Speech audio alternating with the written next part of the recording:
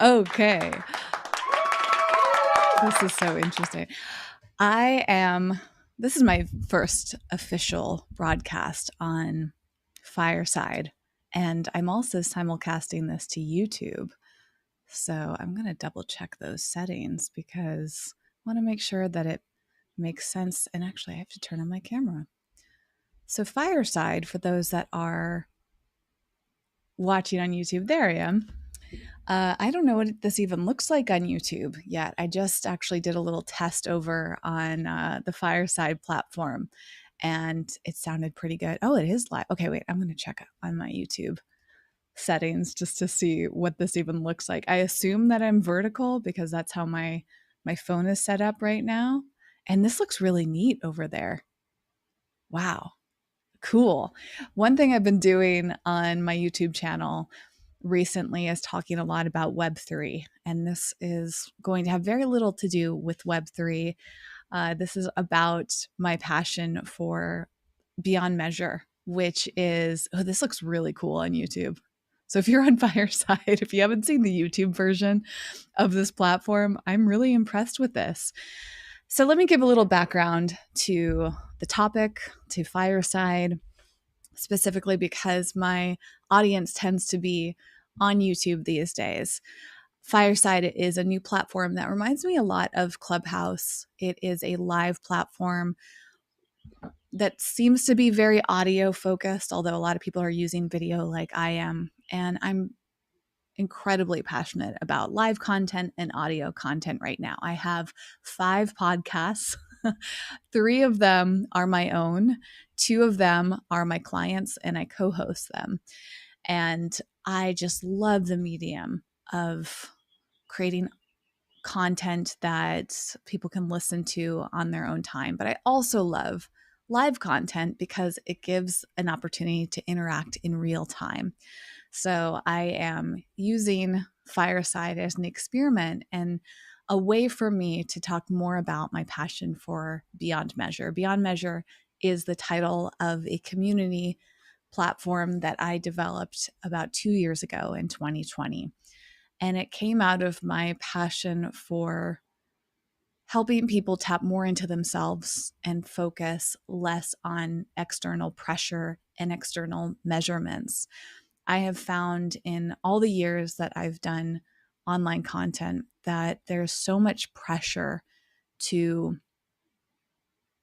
perform in a way that pleases others. There's pressure to behave in a way that pleases others. We are often looking outside of ourselves for acceptance. We feel collectively, and when I say we, I'm sharing what I observe of myself and others. And it feels like so many of us don't feel worthy. And the way that we seek out worthiness is how other people respond to us. And I have felt so much of this online as a content creator. I started creating content in 2008 out of a desire to talk more about vegan food and eco-friendly living. So I started a platform called Eco Vegan Gal back then. And it's so interesting to look back on the evolution of that because I was young. I was, since this is 14 years ago, obviously a lot younger than I am right now. And although, you know what? Let me pause for a second. One thing I'm trying to practice more is the context of age. In fact, that is an upcoming episode of my podcast, This Might Get Uncomfortable, where I dive into my concerns about ageism and the observations I have around how much we focus on age to give context to who we are. So I really want to catch myself in the act whenever I'm trying to even put context over who I am now versus who I was in the past, because even the term young, what does that really mean? Like it's all relative. So I will say younger, meaning that 14 years ago, I felt like a very different person. And it's especially interesting as I've evolved over time alongside the developments in social media. When I started that website Eco Vegan Gal, it was just a blog. This was before most people were using social media in general, right? Like we had Facebook, a lot of people were using that personally. Back then, very few people that I knew were using Facebook professionally. I think Facebook pages for businesses had been developed, but I didn't start using that until maybe 2009. Now it's very commonplace. Now it feels like everybody is on social media, and there's a lot of pressure to be on social media. I've been incredibly fascinated, curious about, passionate about social media. So that became a huge part of my work. And as I saw my experiences develop and my behavior be shaped by all the pressures of social media, I also saw how other people were doing the same and thinking the same. As I've worked closely alongside people who wanted to use social media to develop themselves professionally, I've seen how much all of these pressures and misconceptions have shaped the way that they have gone about their work. And I've noticed so many things that have inspired me to start these discussions around Beyond Measure. And hey, Stephen, thanks for tuning in. Since this is interactive, I truly mean it when I say that I would love to hear from you. And I am simulcasting to YouTube, and one thing I doesn't look like I can do in Fireside is be able to see. I don't know if I can see any comments or anything over there, so I apologize to anyone who's watching on YouTube that maybe is trying to comment or say anything or do anything. I really can't see it. This is my first time trying this out, so um, if you are trying to engage, please follow up with me later. And I'm just kind of free flowing right now, Stephen, since you're watching over on Fireside. If you want to come up and chat, this is just evolving as I'm going. So I don't know if you can raise your hand. Let me see, actually, Stephen. I don't know if you want to come talk, but I'm going to invite you just in case you do. And I know I can invite you to speak just like I can on Clubhouse. And I can also invite you on video. So if you do feel like coming up to chat with me, you can, or you can just watch and observe. That's completely fine. So what I was talking about was the evolution of how I've felt myself shaped by social media and how I've observed so much of that happen too. I've been talking a lot on my podcast and YouTube about Web3, which is this new evolution of the internet. And I've seen so much of what we are currently in Web 2, how that's impacted a lot of our behavior. And I have a lot of concerns around it. In fact, I was thinking about this today in that it feels like right now in 2022, especially on a platform like TikTok, where everybody now has started to broadcast their lives. When I got started in 2008, it wasn't like that. Blogging was something that a lot of people were doing, but probably not the average person. I had a friend in college that was really into blogging, and it was like her live journal. In fact, that might have even been the platform that she was on.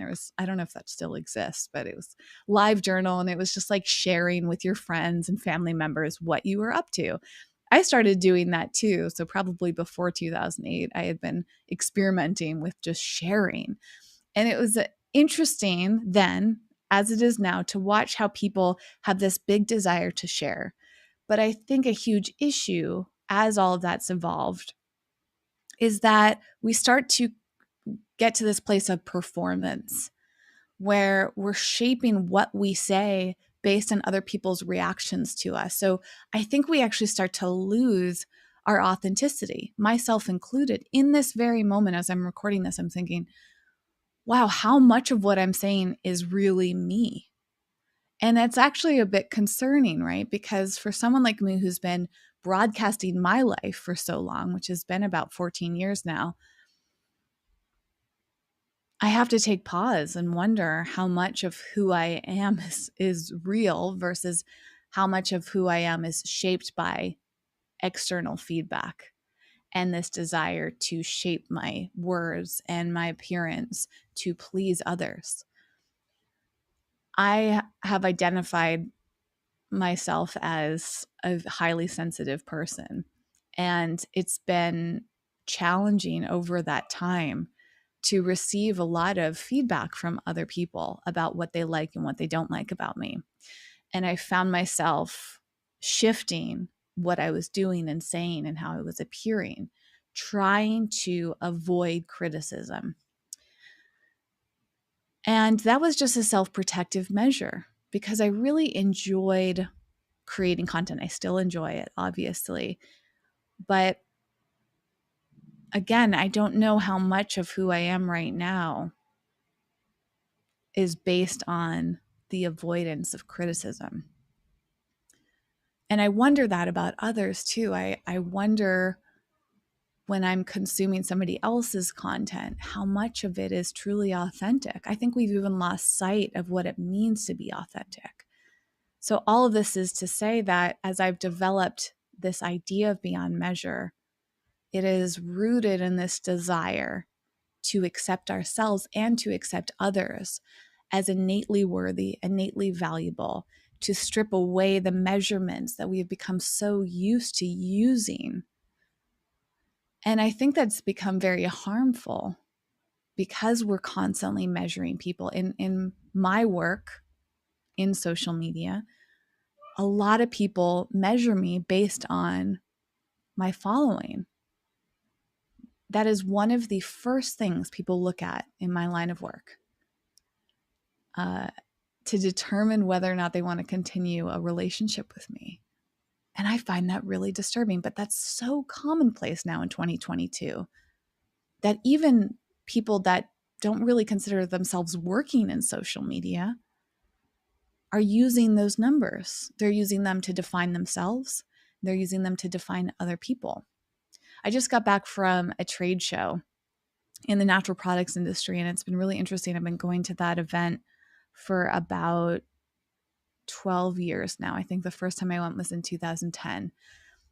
And back then, the word influencer was not used. That word I saw evolve somewhere between 2013 to 2015. And for a while, influencer was bloggers and YouTubers. It was a little bit Facebook and Twitter. Facebook, I think, had its big influencer heyday around 2014. I remember that was at least my experience of it.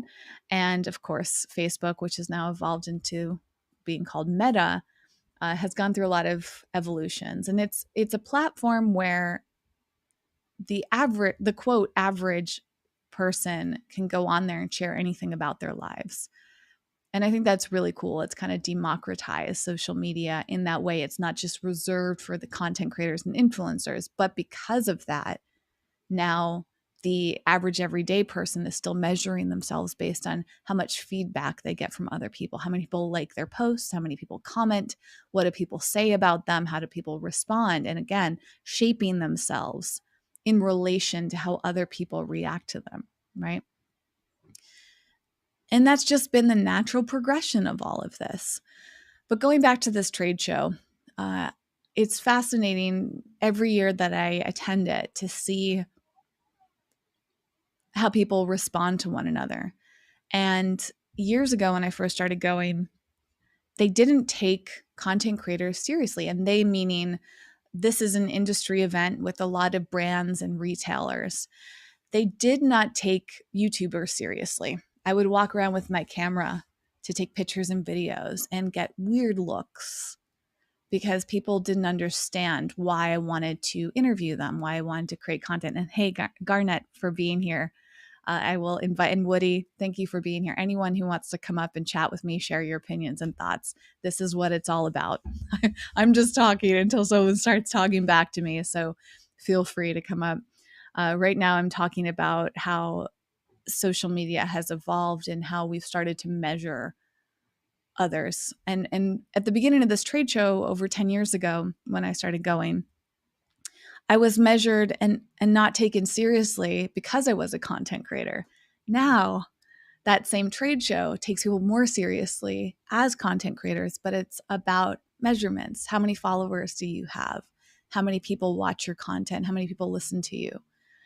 And it starts to become very degrading And that's just one element of measurements, right? We measure people based on their age, based on their connection, based on their resume, based on what they look like, based on where they're from, based on their education, how much money they have. I mean, I could go on and on.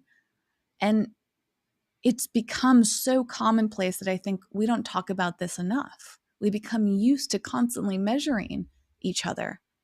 Gender is another thing. I mean, there's like so many ways in which we are either included or excluded from things because of these type of measurements. And we're simultaneously hearing constantly how upsetting that is. Obviously, there's ongoing conversations about racism, and yet it's still happening. There's ongoing conversations about where you're from. I mean, right now with everything happening in Russia and the Ukraine, it's like people fighting based on what country they live in. We have fights about politics. I mean, it's just like, again, measurements after measurements, this side versus that side. I'm not sure that we'll ever get away from that. But my passion is, if we can't get away from it globally, can we at least encourage conversations that are not based around those things?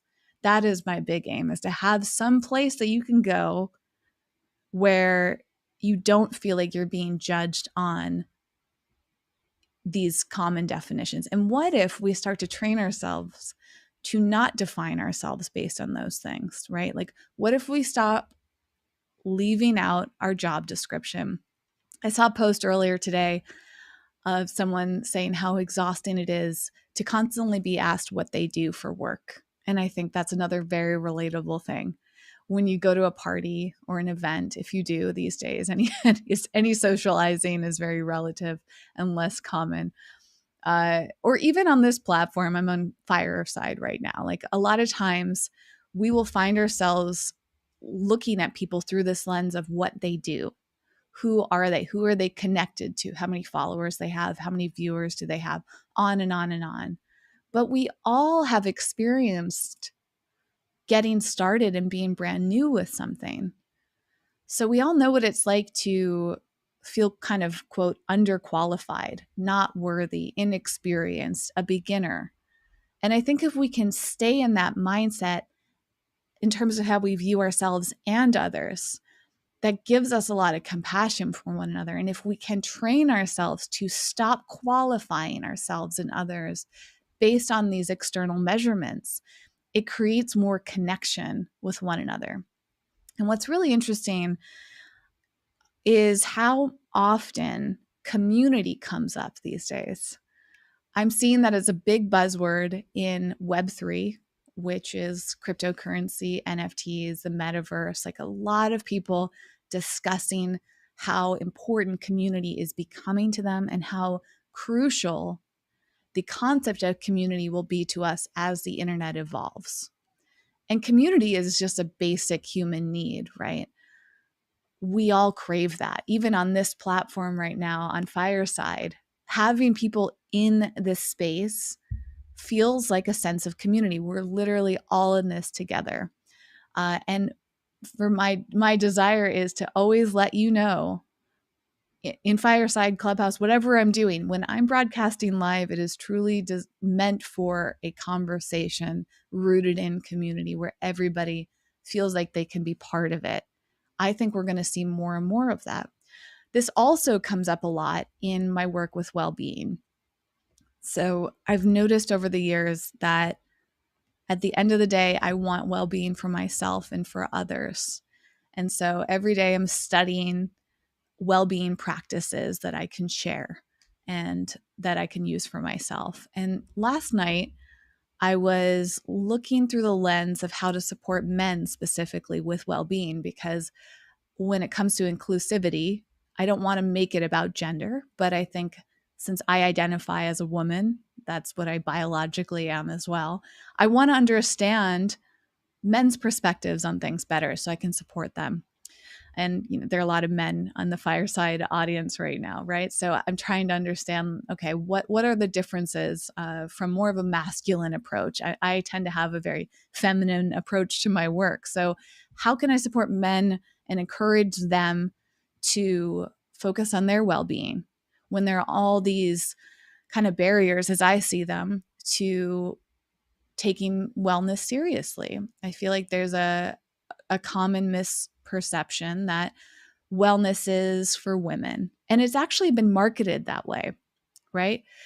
So I can go on and on about that. Maybe I'll do a different session on what I've learned about masculine well-being.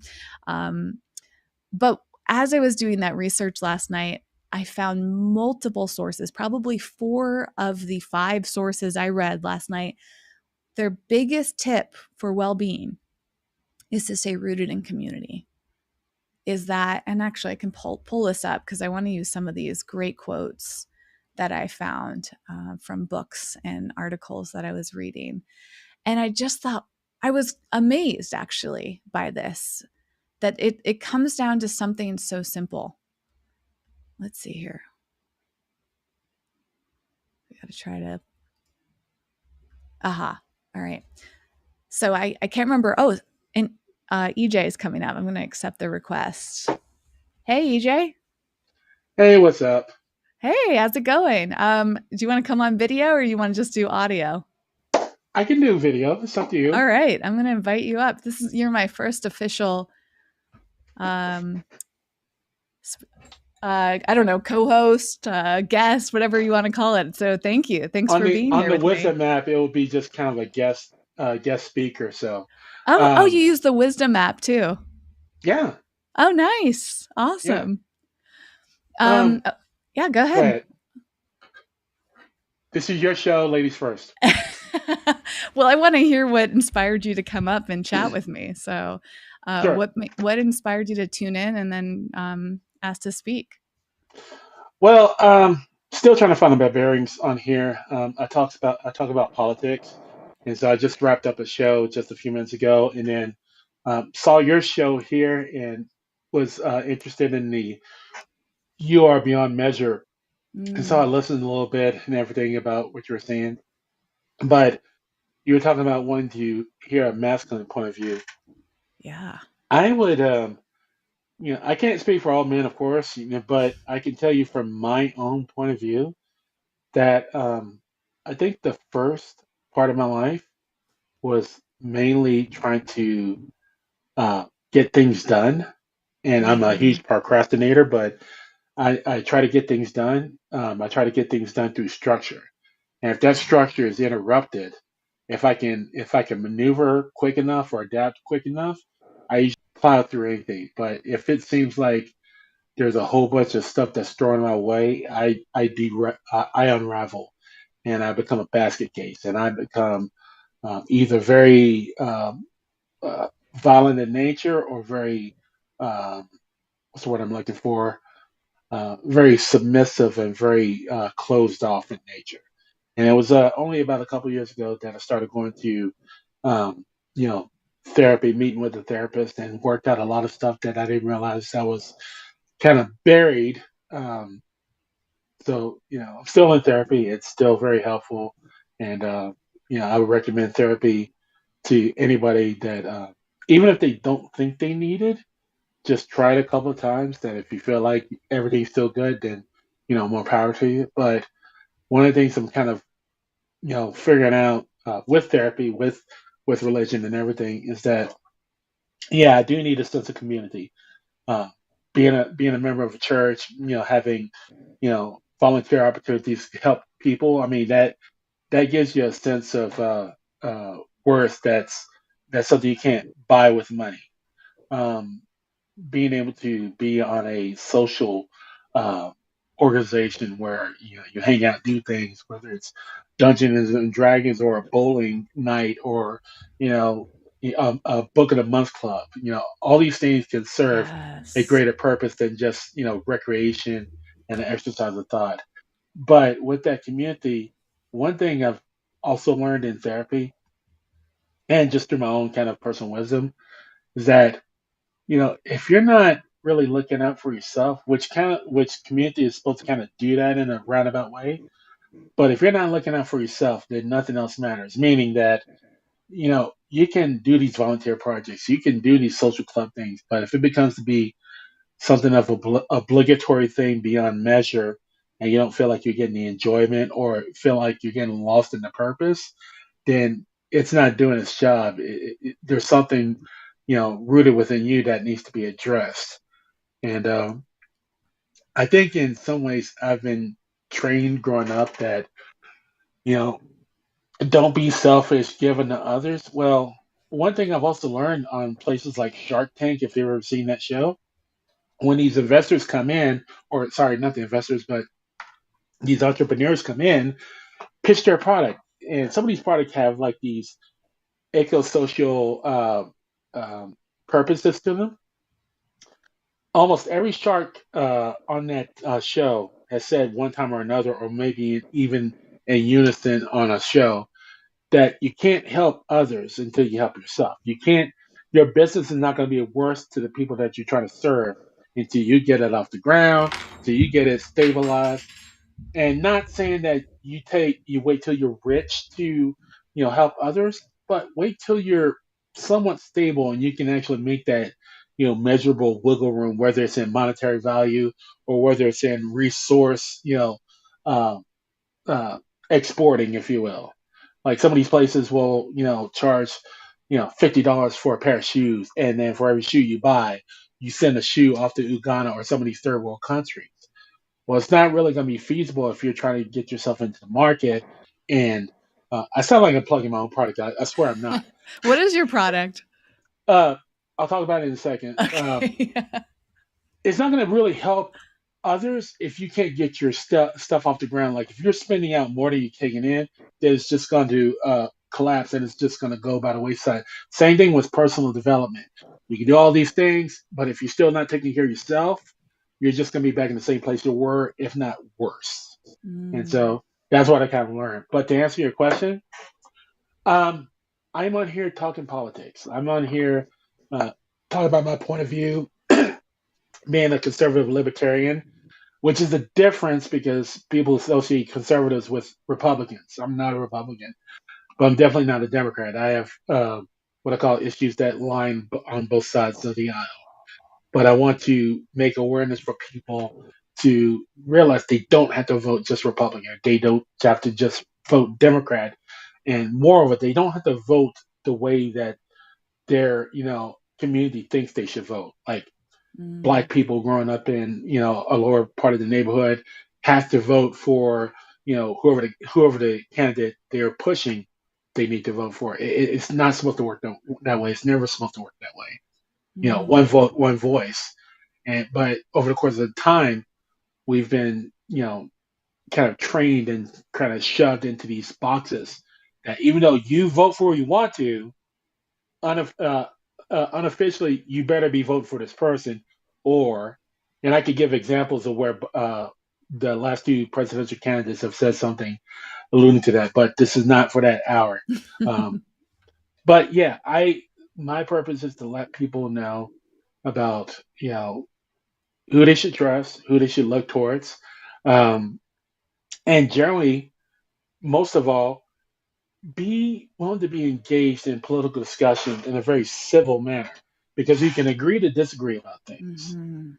I think when people realize that their value, their point of view is not just about what demographic they fit in, but they can speak their mind, that opens up a world of possibilities for them. And it kind of goes Yes. back to the argument about, finding out, what makes you tick and what it is that you need and then putting it out there. I love that. I'm so glad that you came up. I mean, this is the magic of these live platforms is I mean, first of all, you're such an effortless speaker in these settings, and it's really impressive. I'm finding myself like we don't even know each other, but I just think that you exude a really special balance between being confident, but also you feel just relaxed and part of a conversation versus coming on to just share what's on your mind, like you're joining the conversation but you have a point to bring up, and it's really impressive. How long have you been doing your work? It seems like you're so comfortable, you must have a lot of Po- experience. I'm also gonna try. I want to try see what this button. Oh, Sorry that's about my camera that. button. No, it's okay. I want So, to see what happens when I press turn off. Hold on a second. Oh, I can turn off my video. oh, I'm the only one up here now. Oh, interesting. I'm still Yeah, I'm still figuring out what all these buttons do here. you and me Um, both. but I don't know how to turn my video back on now. Click. Oh, here we go. Turn on There you video. go. Got it. What were you gonna say? Um, no, you were saying how effortless it is to talk. Truth be told, um, I started doing the social media political thing about 3 years ago, back in 2018. But I only really did like resharing a social media post, maybe kind of getting a quick tip like via Twitter about something I believe as a political concept that you can argue it or not, but I think it's necessarily something that you really should think about. So just like little quips I would share. But this past year was the first time I really just kind of tried to do live stream, and Wisdom was the first app that I really actually did anything with it. Wisdom was the app that really kind of broke me out of that shell to say, you know what, I can just put my voice out there, and if people don't like it, they don't like it. If they do, great. Yeah. But it started with Wisdom, migrated into Clubhouse. Even though I was on Clubhouse first, I actually used Wisdom first, and then I started doing Twitter Spaces, and then um, over the last couple of months, people were like, you really should do a podcast. And I was like, I don't know if I'm ready for that yet. And they were like, no, you really should do a podcast because you'll have these rooms and you'll have all this amazing stuff you'll say. Trust me, I'm not trying to toot my own horn. So if That's anything, I don't okay. feel like I want to. But they were like, you really should put a podcast out there. So I started taking cues and like, okay, uh, how should I set up the podcast and all this kind of stuff. And then one day I was just like, you know what, screw it, I'm just gonna do it. So January 31st of this year, created my first episode. Created Wow. six episodes since then, and I made a promise to myself that I wouldn't delete any of the past episodes because I'm Yeah. trying to get better, and I can't get better if I don't at least, if not review what I've done before, but at least take notes from what I've done before. Because I don't like Mm. listening to myself because I feel like talking through. I feel like a bear talking through one of those tin cans through one of those strains. That, and I don't feel that entertaining, and I'm not trying to be entertaining, but rather I'm trying to be informative, uh, insightful, and make people think. Well, I think you're So achieving that. I feel like you've got a great way about you, and I'm so excited to check out more of your work. And I'm curious, since you were drawn to this topic of beyond measure, what does that mean for you? Like when you see the phrase beyond measure, what do you think of, or what do you want to learn from that phrase? I think you are beyond what you think you are right now. Hmm. Meaning, whatever you think your comfort or capabilities are, you're seeing one shallow part of what you're ultimately capable of becoming. Hmm. I like that. I haven't thought about it that way. I mean, think about it. When we were born, we were just fresh. I mean, we didn't even know a language. We didn't know how to walk. We just knew that we were hungry and we needed to cry to get our point across. But we didn't know anything else beyond that. But through over the course of time, we learned, we grew, but we also made mistakes. And luckily for a lot of us, learned from those mistakes and improved upon those mistakes. And it's that Hmm. same kind of process that inventions happen. I mean, look back at the 2008, 2009 when the recession hit. Companies like uh, Uber, Airbnb, Snapchat, all these billion-dollar companies that we use on a regular now was born from some economic tragedy. And someone had to learn how to redo something. Someone probably lost a job at that time and had to rethink how they were going to do their life.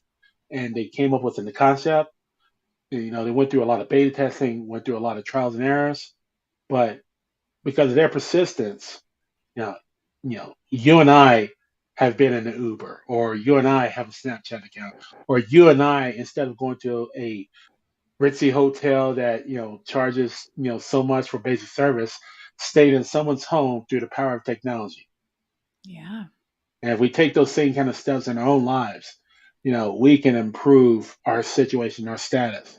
And that's part of the reason why, as uncomfortable as I feel, I try to commit myself to getting online, getting my point across, and receiving input from other people of what it is that they think, they feel, they believe, and is either going to make me sure in my convictions of what I think, or give me an opportunity to adapt or incorporate it to become something better. Yeah. That's awesome.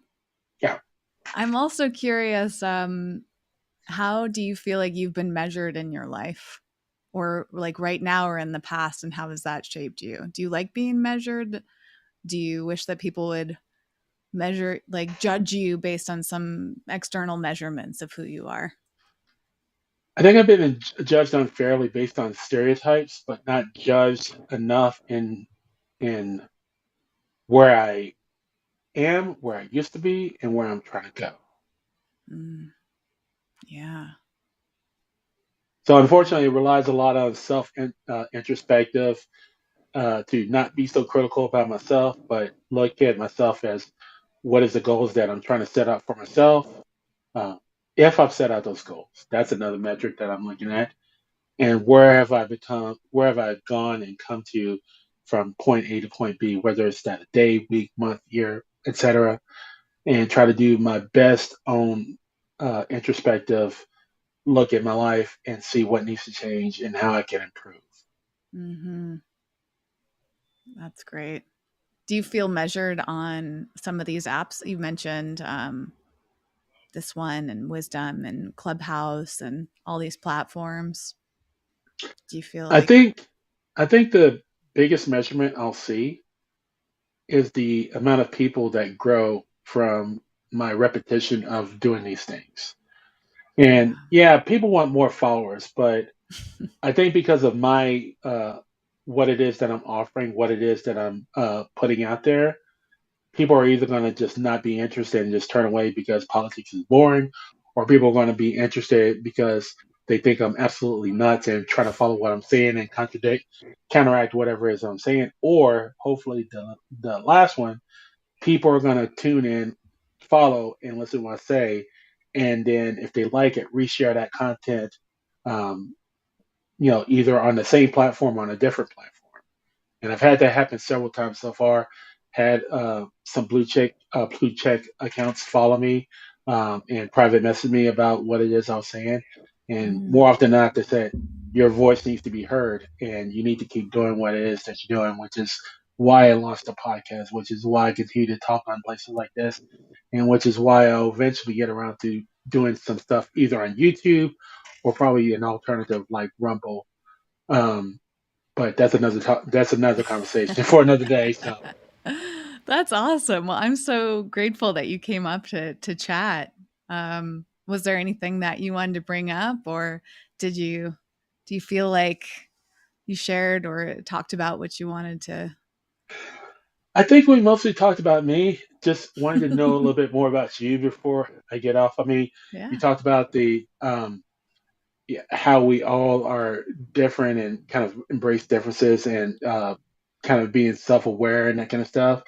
I mean, is this your first broadcast on air? Have you done a couple, or tell This is me? my very first one, so Ah, you've made okay. it very special for me because my hope was that I would have a conversation with someone else. I joined Clubhouse last year, and I remember thinking like, I just want to have more engagement. Often takes some time, and I love platforms where you get on and some stranger sees it and they come chat with you like you've done today, and I'm really appreciative of that.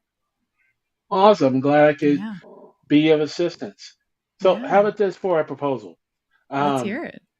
I'll have you on my show. Now, I do talk about politics, but I talk about politics in a way where it relates to everybody. So, if Great. you could be comfortable with that concept, have you on the show, talk a little bit about something that's going on in your life or in your area, and tie it all in and even on the show, talk about something that you may want to talk about that may not be politics. Let's do it. My Awesome. main podcast is called This Might Get Uncomfortable, and I have to walk my talk and get and put myself in every situation regardless of if it feels comfortable or not. So politics are actually something that I generally do not feel comfortable about because I feel ignorant.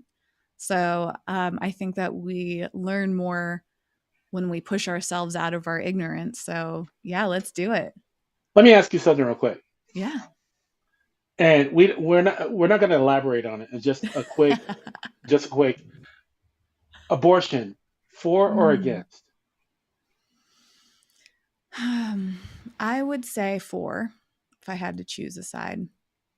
Like, okay, Meaning that I believe in the I'm on the side of freedom of choice. okay, that Yeah, answers what yeah. I was going to ask. Yeah. Second one, um, mandates, COVID mandates, for Mm. or against?